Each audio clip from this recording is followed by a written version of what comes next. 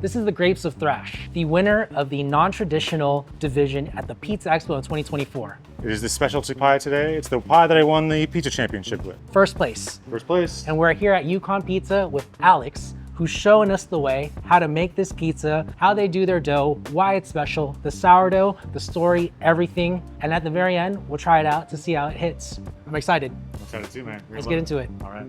Every morning and every night, we feed our sourdough. This is the main feed we did from last night. This is the sourdough that the restaurant is based on. This has been in my family since 1897, roughly over 128 years old now. Real smooth, real sweet. So we film what we call as a maintenance feed for today, so that this will be fed tonight in 12 hours or so for this feed for tomorrow morning. So it's a constant 12-hour cycle for our sourdough. Try to keep the water temperature consistent, the area stays inconsistent, the temperature stays at consistent. Some days you can come in and it can be too warm and it'll have sped up the process and it'll make your dough work really fast. So it's not as good for long, deep ferments like we like to do. So this is just a quick feed for the crew tonight. I've been feeding this sourdough since I was a kid 30 years ago. So finish the feed. We just use King Arthur, Sir Lancelot, and Tipo Uno. This is where the whole thing is based on, is like, you know, a gloopy little thing, but that's the baby that we feed every day. So this, we feed a 1 to 4 to 4 ratio of sourdough to water to flour. It can feed over the 12 hours without getting overproofed feed. It has a variance ability to match from anything like 1 batch of dough to like 2 batches in a New York batch of dough. It will always have enough sourdough to match the 1 to 4 to 4 ratio that we like to do for our main overnight feeds. Everything's labels all the time, label, label, label. So now we go on to my dough making actual process. All right, I'm gonna grab some ice real fast. We ice our water down. At the end of the day, it'll be all temped out thermometer, but I've just learned that over the summertime right now, we're aiming for a water temperature of like 40 degrees, like really cold. Because after the final and full mix of our dough, the target dough temperature will essentially hit 72, 74 degrees. It's a lot of ice, it's a lot of temperature checking. Now we can see that we are 41, 38, it's perfect. So this is the final mix. We do 17.5 kilos of water. We do 1.7 kilos of sourdough. It's about a 6% sourdough or, you know, yeast into the total baker's percentage. We like King Arthur because it is a co-op company, which is great, so it's employee owned. The flour they make is really awesome and it works really well for our pizza. This batch uses a bag plus 1.5 kilos. That was the Tipo Uno, that's the last thing that goes in. And that is about 10, 12% worth of the total part of the flour amount. So it's a good like 80% or 85% King Arthur, and then 15 or so percent Tipo Uno. So the New Yorks are 20-inch, the Neapolitans are 14 and 8. Next is the last couple steps, which is the finishing things. So the last bit of water that we do to help with kind of tenderizing the crust and stuff. The oil percentage in our dough is like 0.2%. I use it purely for a very small amount of fat in the dough for browning. We also do something a little bit different with our salt and oil, is that I do mine in reverse, because my oil goes in first and my salt goes in last. So the salt and oil method, I read this method, some like French baking book about if you swap the oil and the salt inclusion, what happens is you can create that oil and fat layer and then you build a salt layer on top of the dough when you're mixing it, and that salt layer helps create like a more eggshell kind of crackly crust. So when it comes together like this is when I start my timer. Do about a 22-minute time. So we let that mix for a bit, and then we have timing for when we drop in my oil and my salt. So we've got just a few minutes before the oil goes in, and then it'll be a few more minutes after that, and it's part of the process. So now we go into our high-speed mix for the final like 10, 9 minutes or so. And then, yeah, it's just the salt and the rest of the water. That goes in about 5 minutes after the main mix starts. Almost done with our mix. This is the final thing. It's a completely like full gluten development, right? So we don't do anything halfway and do any kind of full folding like that. So I do a little test. Window pane's really nice and strong. Get a little oil on top, just because I like to check obsessively all the time. 71 degrees, so we're right in target between 70 and 74 is where we're at, or our goal is. All sourdough. Yeah, there's no commercial yeast in this restaurant. I don't know how to use it, honestly. I've never really cooked with it. It's all wild yeast, natural fermentation. Much like Ethan from Tolamente, it's that same thing of like, once you get a manage on it, it makes a really great product. It makes something really special. It's all sourdough all the time. But now you guys ready to see some wood chop? All right. This is our messy wood cage. It's a good workout. Get out swinging, moving around. I love building fires. There we go. Is that good enough? It's just a simple log cabin every time. There's nothing fancy about it. And anything we can do to send them to the back. And then there it is. And then Sol's gonna be out here in a second, most likely with our checklists. And then we get that list set up. We kind of prioritize what needs to be done first or kind of earliest. And then we just kind of start working away on it. I'll do those first after I get the line set up. What I'm gonna start out with is our cheese and a pep pie, and then I'll do the specialty after that, and we'll finish off kind of there. These are 800-gram dough balls. We'll stretch them to 20 inches. So it's like a hair on the bigger side, but I've designed my pizzas so they have a bit of a pretty like solid handle on the end. I like a nice piece of bread at the end of the New York slice versus a very thin amount of dough. And I learned this screen thing from the boys at Cowabunga. We're lucky to 2 at a time, build them, and then they get fired off. When you're working with wild yeast and wild fermentation, you could have everything locked in and perfectly set, but it could still just do something wild overnight or whatever it is. So we lay down whole milk mozzarella first on the base, and then our New York sauce that we do, it's a cooked stewed sauce. It's got onions, garlic, basil, all kinds of fun Italian things, oregano. And then provolone on the top, parmo we call it, parmo oregano, parmo. And then the pepperoni pie. Exact same, and then this just gets topped with pep. When I started developing this New York pie for the restaurant, like I just kept aiming for what my memory was like of being in 6th grade, going to the bowling alley with my class and getting pizza for lunch. It's not an overly cheesy pie, it's not an overly saucy pie. I just find it really well balanced all around. Provide that nostalgia hit that I'm after every time. And one little final like lip check to make sure nothing's sticky. One more little lip check. Dough is feeling good. Cameron made this dough 2 or 3 days ago, so it should be right in the pocket.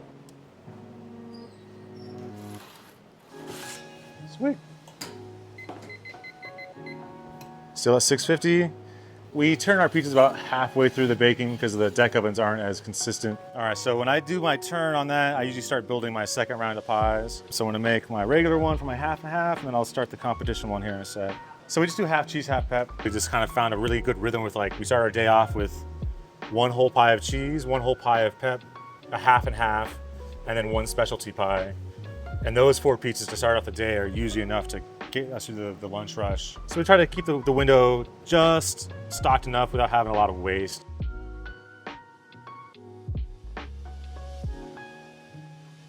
That reminds me actually. Hey Sol. Could you pull out 3 New York doughs that have the date 3/21 on them for me, please? Thank you. I did the whole pie based on a New York dough because I really wanted a big slice that could hold all those ingredients. Yeah, this is gonna be a good dough. And like, I'm never shy with a semolage. Like, I always keep spraying it everywhere with my dough just so there's no stick. Coming out. Let's see, it's hopefully, oh yeah, good to good. Yeah, I'd say that's nice. This guy needs a little bit more.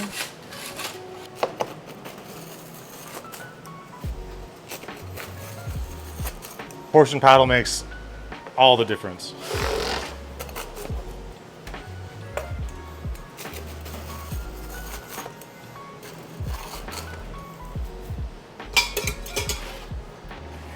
All right, so that's the cheese. Are you running a pizzeria in this day and age? If so, your cheese costs are probably killing your margins. As someone who's talked to hundreds of pizzeria operators, I've seen this story play out many times. Here's what most pizzerias don't realize. Baccio isn't just selling you cheese, they're actually paying you to use premium cheese through their rewards program. Think about that. Better quality and cash back on every order. That's why I'm seeing more and more pizzerias switch to Baccio. They're getting the perfect cheese pull while actually improving their bottom line. Don't just take my word for it. Schedule a demo today and let them know what's good dough sent you. See how quality and profitability can actually go hand in hand. They're halved, they soak, then we cook them off real nice.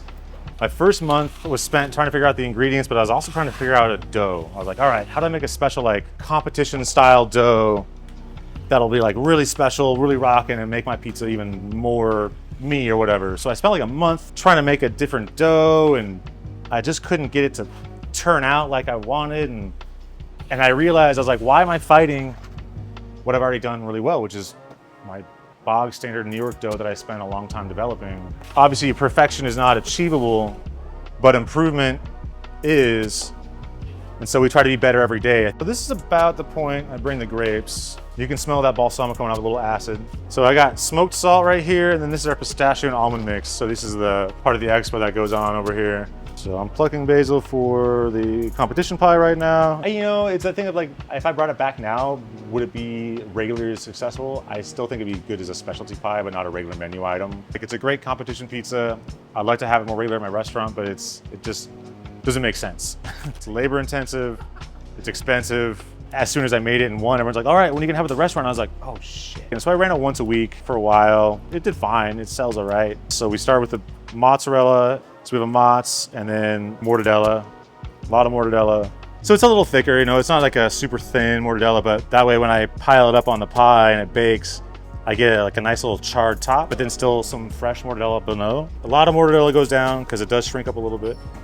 I want to make sure every bite has mortadella in it. A few things are very non-traditional, and that's why the category was so much so like, I was like, I'm just gonna buck a lot of things. I'm doing it the way I like to do it. I know you don't normally do it like this, but man, I like the way it turned out.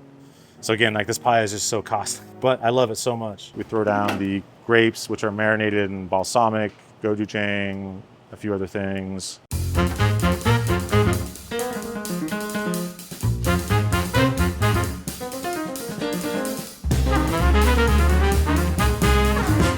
And then it gets finished with the stracciatella. The stracciatella, it goes on liberally and goes on like clouds everywhere. Basil and mint go on together. I do really big pieces of everything, so it kind of hits you in the face when you bite into it. Small chiffonade piece or anything like that. Almonds and pistachios. You see, it's a pretty textural kind of gourand, right? So it's got coarseness, fine chop, smoked Malden salt. This helps kind of bring out like the smokiness in the mortadella. A little lemon zest, some more pop. So this was the competition pizza that we took to 2024 Pizza Expo. I apologize. Choosing your best slice for the judge? Yep.